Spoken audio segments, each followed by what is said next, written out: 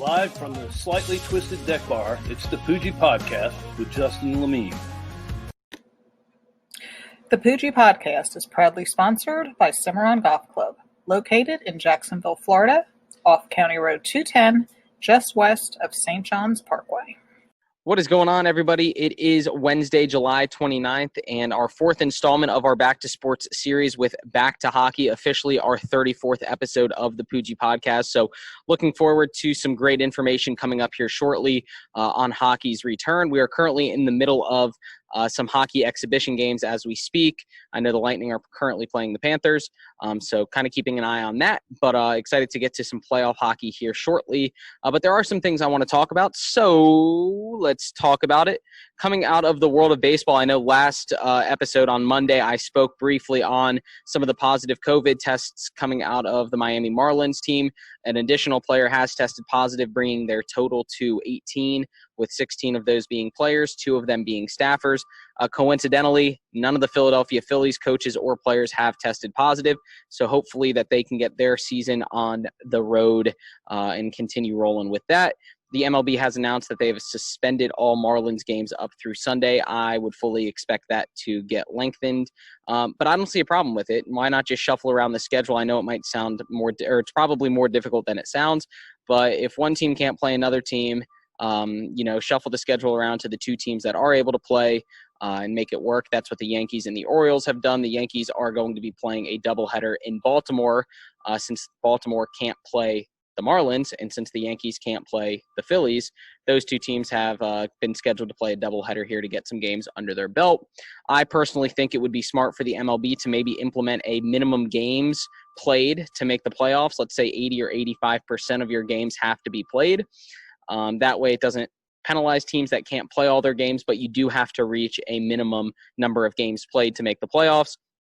If a team simply cannot play their games because of COVID-19, that had to be expected. So just move past those games, continue playing where applicable and where appropriate. You don't want to put anyone's life in danger, of course, or any more teams in danger. But when you started up and you didn't go with the bubble, you had to think that something like this would happen among travel, going to different cities, being in different environments. So obviously Marlins are the first team really to have this sort of outbreak, but hopefully the MLB can get it under control. Secondly, coming out of the NFL world, the Chargers have signed Joey Bosa to a extension. So maybe the Jaguars should take a book out of the Chargers book and sign their defensive ends to long-term deals. I know Yannick Ngakoue is still not happy here in Jacksonville and looking to move out of Jacksonville here soon. Not too sure when that will be, but as a Jaguar fan, it does get annoying when we don't sign our good players to long-term deals and maybe some of our underachieving players to long-term deals. So and say, yeah, let's get him signed. Hopefully he performs well this year and we can get him signed next offseason. But the chances of that, let's be real, are not that likely. We're in a day and age in football where once a player is unhappy, it's very difficult to rebuild that relationship with the front office. So we'll see what happens there.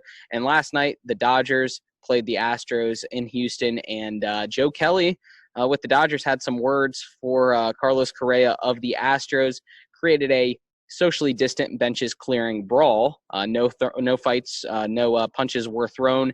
More of a quarrel, a lot of verbal abuse going on there between the 2 teams. Socially distant, like I mentioned, and the broadcasters, it was quite funny. The broadcasters were sure to mention it was socially distant to allow it to happen without any criticism. So I don't expect that to be the last time the Astros get into it with another team, especially some pitchers. Maybe there'll be some more beanballs coming up or some more socially distant brawls, like I mentioned. But it was funny to see the Dodgers kind of beat the Astros, but, Joe Kelly won, Houston Astros 0 as far as I'm concerned. So that's all for Let's Talk About It. Let's move into our interview presented by Strings Sports Brewery here in North downtown Jacksonville. Great spot over there. Great watching baseball over there with the sports coming back. Looking forward to getting over there for some basketball and hockey action after work on some of these days. So sit back, relax, and enjoy this interview. Back to hockey. Hopefully you get some good insight on what to expect with this return and the playoff format for what the hockey is using for the 2020 season. Be sure to stick around after for Poojie Parlay, as well as we do have some PGA Tour action starting tomorrow. So thanks again and enjoy. As always, thank you to Strings Sports Brewery in North Jacksonville, just north of downtown Jacksonville, for supporting the podcast, as well as another sponsor of ours, Cimarron Golf Club, right there on County Road 210, a fantastic place to go play some golf. And actually, my next guest for this hockey segment, when I was doing the Back to Sports week or segments, I knew that I had to get Coach Christie from the Jacksonville Icemen back on the show. Looks like, Coach Christie, looks like you found yourself at Cimarron Golf Club right now. Yeah, it's a good place to be sitting, that's for sure, on the back here porch, looking over the 18th green. Right, yeah, it looks beautiful, and if no one's come out here to play before, definitely come check it out. Coach Christie, in your experience of playing Cimarron, what would you tell someone that's never played it before what the course is like? Well, it's awesome right now. They got it going real well. Greens are unreal, running good, and we have a good group that goes out here on Wednesdays and have a lot of fun. It's not only the golf, just the people that obviously run it and people that hang out around here are phenomenal. And it's food's been great, and I've been really enjoying it. Awesome, great food and cold beer. I guess that's all you can ask for, right, at a golf course. So yeah, that too. Yeah, right. I do want to get into this real quick. I obviously coach of the Jacksonville Icemen. Season's been canceled for the 2020 season, coming back into 2021. Any word on the 2021 ECHL All-Star game that was scheduled to be in Jacksonville? Is that kind of still on as planned, or?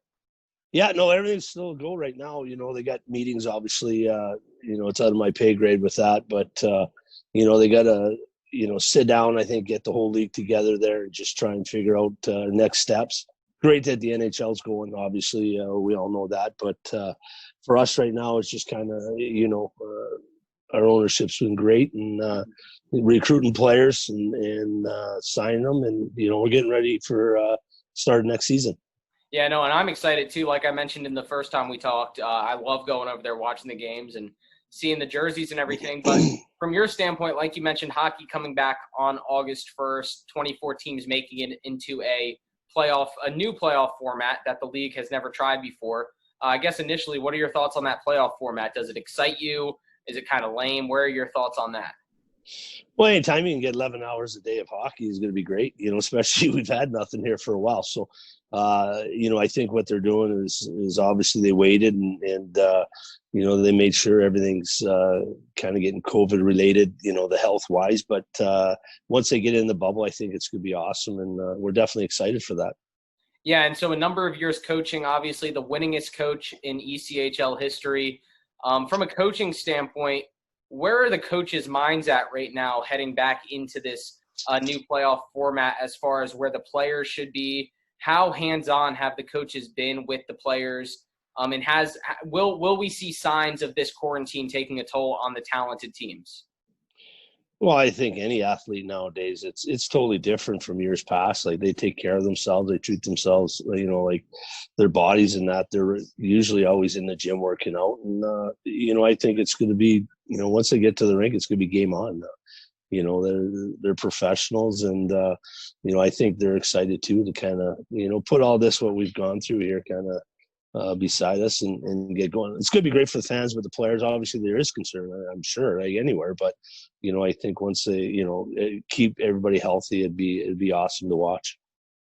And I mean, you mentioned that with the players remaining healthy and players being in the gym nonstop. So I would have to imagine it's going to be more about making sure that chemistry is still there among teams. I know when we first talked, one of the things you had mentioned is just how, I guess, finesse a lot of the players are with each other, and you're in the right place at the right time. So we might see a little bit of that, I would expect, trying to get back to that full chemistry level on the ice.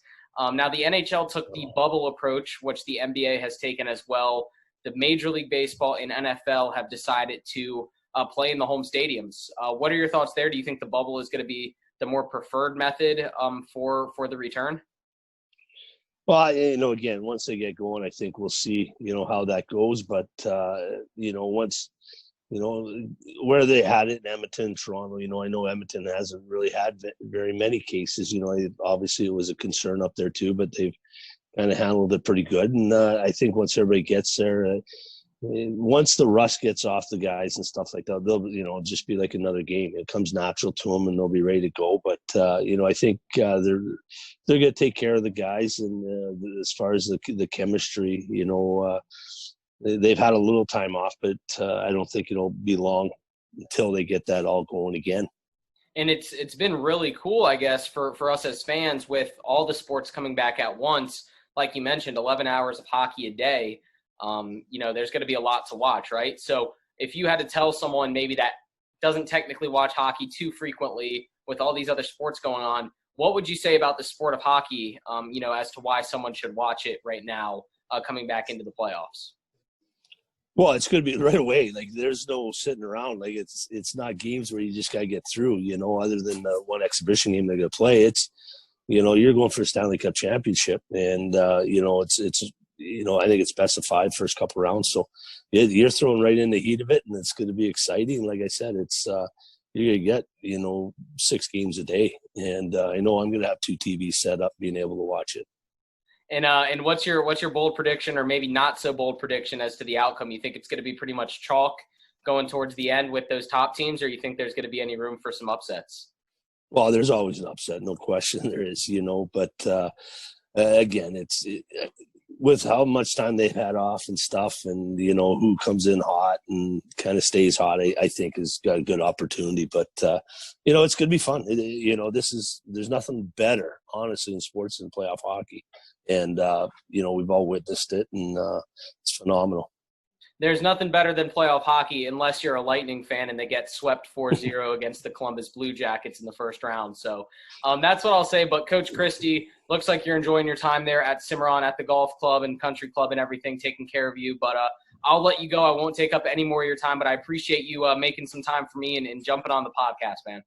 No, I appreciate it. Obviously, we got to get some shout-outs, right? Like Tiffany's got to get shout-out too. Miss Lynn working the front every day. Obviously Jerry and his lovely wife, Bonnie. So appreciate you having us out here, and I appreciate the time with you. I'm sure I'll run into you at some point up there eventually. So keep taking care of them while I'm not up there, but I have to agree, all those shout-outs were very appropriate. They do a great job here at Cimarron. So keep enjoying it, and thanks again. I got to get in there quick before Ross gets, because the keg will be gone there. So I got to get in there and get it shut down. Yeah, Ross, I played with him the other day. He had to pick up a 6-pack on the back 9 just because he ran out. He played the best of his life. I always have to tell him, hey, just make sure that Mick Ultra is nice and cold. Gotcha. All right. Sounds good, Coach Christie. We'll talk to you later. All right. See you later. All righty. This interview is more of a sit-down talking hockey, talking puck, that stick talk. So definitely looking forward to this interview. I have 2 friends of mine here, one from my middle school, high school days, and then one more recently from college, but definitely looking forward to this. So first, I do want to welcome on my buddy Vinny Milani, host of the Power Play podcast, talking hockey nonstop on his podcast, a fan of the New York Rangers. And I'm happy to see him doing this podcast because growing up here in Jacksonville, not too many hockey fans, but every time I thought hockey, I thought of Vinny. So, Vinny, thanks for being here, man. Yeah, man, I appreciate you having me on. Once I heard you were doing a podcast, I was like, man, I hope he talks about hockey one day and I can come on with him. Yeah, for sure. No, it's funny. When I went down to Orlando for college, I met the other guy on this episode, Durg, and he kind of helped ease me into hockey even more because I was always a Lightning fan, but not always on TV up here in Jacksonville, and kind of helped get me into the sport more and so on from there. So definitely love talking all sports, especially hockey, trying to give it some exposure here in the Southeast. How have things been for you with your hockey podcast during this quarantine? How have you made it through, and where are your excitement levels, I guess, from not only a fan, but from a podcast host that relies on hockey? Oh, well, I'm super pumped for the playoffs to be back, and the fact that my Rangers get to be in the playoffs when before this whole thing started, the Rangers were battling and they might not have made it. Now they're in it, and I get to be excited for it. But I mean, during the quarantine time, it was absolutely brutal to have some hockey content. We were just trying to come up with whatever we can come up with, and I mean, the fans enjoyed it, so it worked. Yeah, no, that's great to hear, and I think not a lot of people understand that the NHL is jumping straight back into the playoffs. They're not finishing the season. They're going straight into the playoffs, which I'm super pumped about. So, birthday boy Durg, if you want to jump in here real quick, a big Lightning fan, diehard fan, like I mentioned earlier. Where are your thoughts right now? Obviously, the Lightning are one of the top 4 seeds. We're behind the Bruins in the Atlantic Division going into this quarantine. What are your thoughts on the format, I guess, and where is your excitement level? Yeah, I'm super excited to have hockey back. It's felt like it's been a whole off season. I think the little layoff is good to get some healthy bodies back. You know, Brian McDonough, he's coming back. Victor Hedman, those guys. It's going to be great to see them back in action. I know the format drew a lot of criticism from guys like Alex Killorn. I know he's our player representative for the Players Association. Coming back, having the bye in the first round, it'll be tough, but the wear and tear that you're not going to get in the first round, you know, we'll see what the competition level is like. I know they're playing, I think, 4 round robin games before to try and get back into just being on the ice. So I'm excited to see what they look like. Yeah, so they're doing the round robin games for the top 4 seeds, and then the remaining teams, seeds 5 through 12, will be playing these qualifying rounds, a 5-game series. Vinny, we see these 5-game series, these 7-game series in the playoffs, but coming off this quarantine, is there a chance that maybe some of these 12 seeds or some of these 11 seeds upset some of these higher seeds, and like you said with your Rangers, find their way deep into the playoffs, into a position maybe they otherwise would not have been?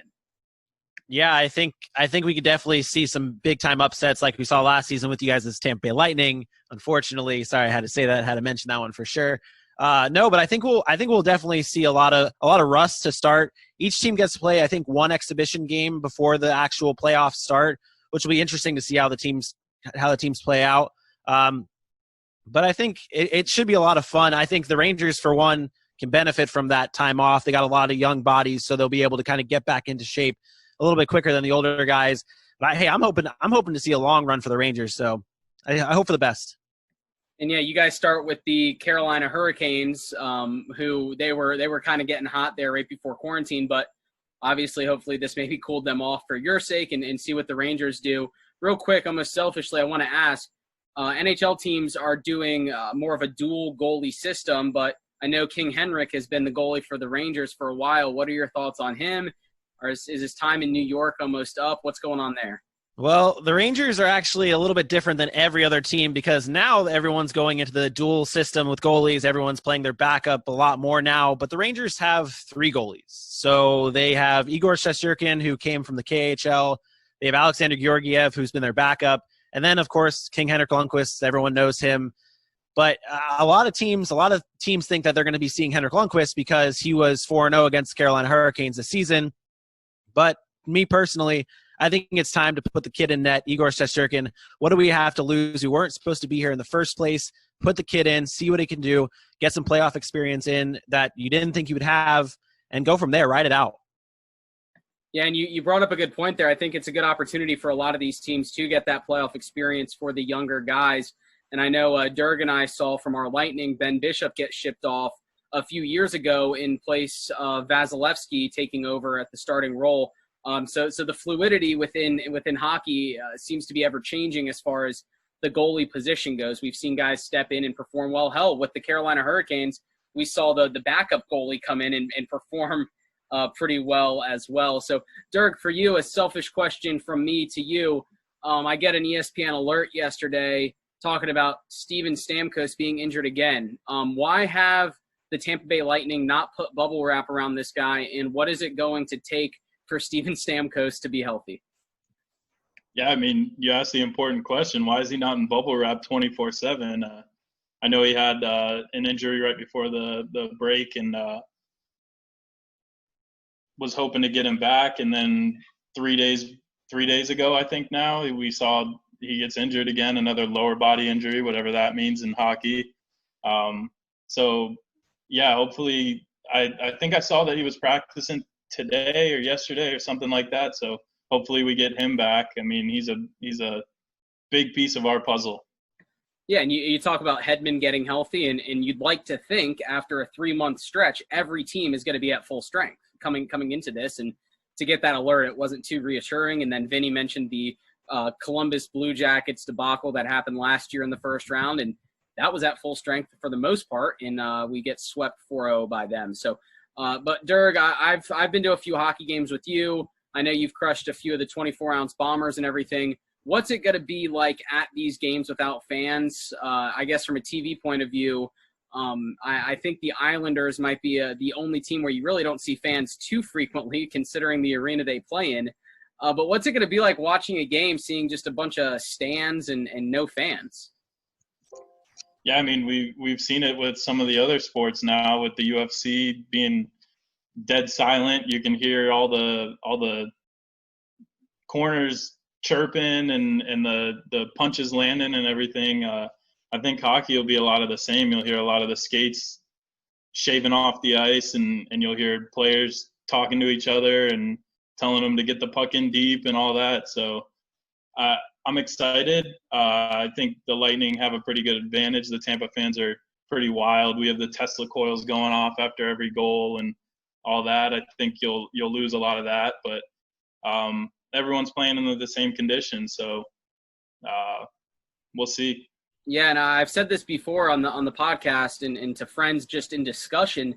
Tampa seems to be one of the few cities that's more of a hockey city or a hockey town than it is a football town, which is kind of hard to come by. I think Detroit might be one of the others when you think about hockey cities around the nation, and not a lot of people would think Tampa is such a hotbed for hockey, but it is. A lot of snowbirds coming down from up north and supporting the team, and it's great to see, like you mentioned. Now, something I do want to ask, and maybe Vinny, if you want to chime in, will it be weird to see hockey fights happening without fan noise, without people banging on the glass? Is it going to be just weird? Are they going to break up the fights earlier? Where's that? I think we might see a lot less fights, and obviously we've seen a lot less fights this season because they've been trying to take it out, but I don't think there will be as many fights as we normally see, especially during playoff hockey. I think we maybe see 2 or 3 fights throughout like the entire playoffs. So I don't think we'll see that many, but these guys are feeding off the crowd. So when they fight, most of the time, especially in the playoffs, they're fighting to give their team an extra jolt, an extra boost from the fans. Because if you win that fight, the crowd's going to be buzzing. And without that, I mean, there really just doesn't seem like a reason to fight, because then you put your team down and it's just a mess after that. And I think fighting is one of the aspects of hockey that a lot of people like to just kind of watch on SportsCenter, watch on NHL Network, whatever. Let's see what fights happen.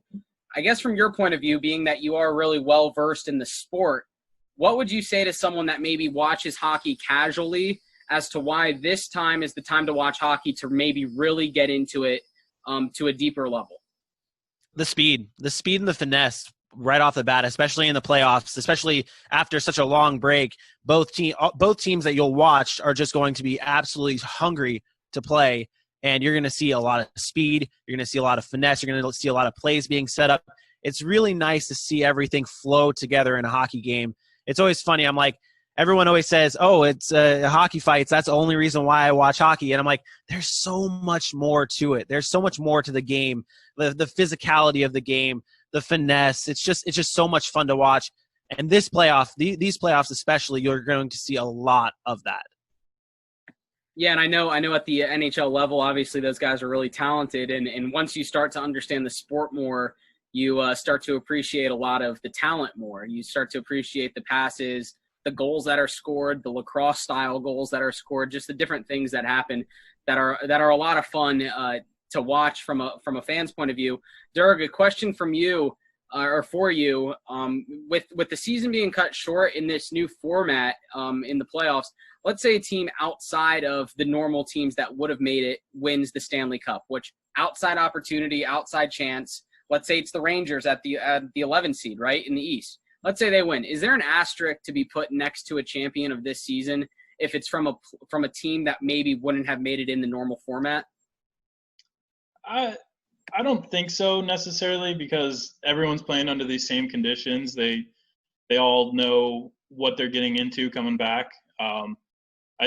I think you're still going to see the same level of intensity. Maybe not like Vinny said, feeding off the energy of the fighting and the skirmishes after saves, but I still think it's hockey at the end of the day. So you're going to still see these guys going all out to try to win that cup. Well, I know for certain I'm definitely looking forward to it, and I do have to plug my West Coast team, the Vancouver Canucks. because they don't get any love here in the East Coast or really anywhere outside of Vancouver, it feels like. But I'm excited to watch them, and they have some good young talent. The defenseman, actually, their defenseman is from Orlando, grew up in Orlando. His dad is the coach, and the name slips my mind now. His brother's also in the league. Very young guy, youngest defenseman with the amount of points he has right now. He was leading the way, and I can't think of his name. But I'm looking forward to watching the Canucks play as well. And both hub cities are obviously Toronto for the East and Edmonton for the West. Hockey does return on August 1st. So the playoffs begin August 1st, which out of basketball and baseball and hockey will be the last to return. But Vinny and Durg, I definitely appreciate you jumping on and doing this. That's all I got. Anything from either of you before we leave about hockey or anything in the world of sports? It was Quinn and Jack Hughes, by the way, the two Canucks players, or the one Canucks player, and then which is Quinn, and then Jack Hughes is in New Jersey. Great. Okay, thank you for saying that because I knew one of them was on the I think it was the Devils originally he got drafted by, and then the Canucks, and he's from Orlando, which when I went to a Canucks game back in November, and I saw that, and I was like, well, that's my player, that's my guy, and it just turned out to be one of the best rookies in the NHL. So I didn't feel like a bandwagon. I chose him to be my favorite based on his location. So they're such a fun team to watch too. The Vancouver Canucks with all that young talent. It's absolutely unreal to watch. Quinn Hughes is a stud, and Elias Pettersson's the other guy that they have. They're a team to watch for too, especially with these playoffs coming up. Well, I'll tell you this. I like it when it was the normal schedule because I could watch the Lightning at 7 and then I could watch the Canucks at 10. And I would just be in my room watching hockey all night. So I enjoyed it. And Durg, anything from you? Any closing remarks? No, I'm just happy to see hockey back. Go Bolts. Thanks for having me on, man. All right, and I got to plug Mom's Drink Free, right? Absolutely. Mom's Drink Free. Come find us, family weekend, UCF, if football games happen. They will, I promise. For sure. And if football games don't happen and there's no tailgates, no Mom's Drink Free tailgate at Memory Mall, you got to find a contingency plan somewhere off campus. So pass that along to Scott and see what he runs with. But keep up the good work with that. Vinny, thanks for joining me. Again, the Power Play podcast for Vinny. Check that out, Vinny. Is it on Spotify, Apple? Where can we find the Power Play podcast? We are wherever you get your podcasts, Apple, Spotify, iHeartRadio, everything. We are there. We actually are on YouTube as well at the Power Play podcast. You can check us out there. We're everywhere, man. Just give us a like and a subscribe on social media. That's Facebook, Instagram, and Twitter. Give us a like, support the show. Awesome. Well, I'm actually going to go do that now when we end this. But again, appreciate it, guys, for doing this. And we'll have to continue talking hockey as the season or the playoffs unfold moving forward. All right. Appreciate it. Thank you again to Strings Sports Brewery for bringing you that interview. And now it's time for Poojie Parlay presented by Shore's Pub Mandarin. First and foremost, following the Back to Hockey episode that you just watched, looking forward to getting to some hockey picks. I do want to shake some rust off, of course, but that's how Poojie Parlay started actually with hockey back in December of 2019. So I will get to some hockey picks. I'm excited to do that. I have been getting into the baseball world. Been having some fun with just some massive parlays, 12-leg parlays, 6-leg parlays. Haven't hit anything big, but I have hit one or two-leg parlay or 2-leg parlays, just some one-off hits here and there. So I'll be getting those out as the weeks unfold and the season unfolds as well. But we do have PGA Tour golf returning to us tomorrow. Be sure to watch on Instagram my full slate of picks. But what I will say right now for my picks, I'm looking at Justin Thomas to bounce back. He's been very successful since the restart with 3 top 10s and a tied for 18th. Not as great as you would think, but he did have a playoff loss to Colin Morikawa, as we all heard. So I'm looking for JT to maybe push a top 3, if not win this week. My contender that I like is going to be Tyrrell Hatton. I think he plays minimally on the PGA Tour, but when he does play, he always performs well. So I'm looking for him to play pretty well. And then my top 10 guy I'm looking at is going to be Billy Horschel. 5 top 10s here, 2 top 15s in the last 2 years. So I'm looking for him to hit another top 10. There are going to be some other picks, so be sure, like I mentioned, to follow Poojie Podcast on Instagram, the Poojie Podcast, again, on Instagram, and Poojie Parlay on Twitter for some more picks there. I always like to post those. But then we do have NASCAR coming up on Sunday. I will get you those picks coming up on Friday or Saturday, but they are in New Hampshire Motor Speedway, so be on the lookout for that. But other than that, we do have a full weekend in sports. It's going to be the first full weekend since COVID kind of put a hiatus on sports in America. We will have baseball being played. We will have basketball being played. We will have hockey being played. We will have PGA Tour golf being played. We will have NASCAR racing. There's going to be a lot of stuff going on, and I'm really looking forward to it, as I'm sure a lot of you are. So thanks for tuning in to episode 34. I hope you enjoyed Back to Hockey, and best of luck to your hockey team if you're a hockey fan, and I look forward to getting Durg and Vinny back on to maybe do some predictions as these playoffs unfold. So thanks again, and enjoy the rest of your week and your weekend.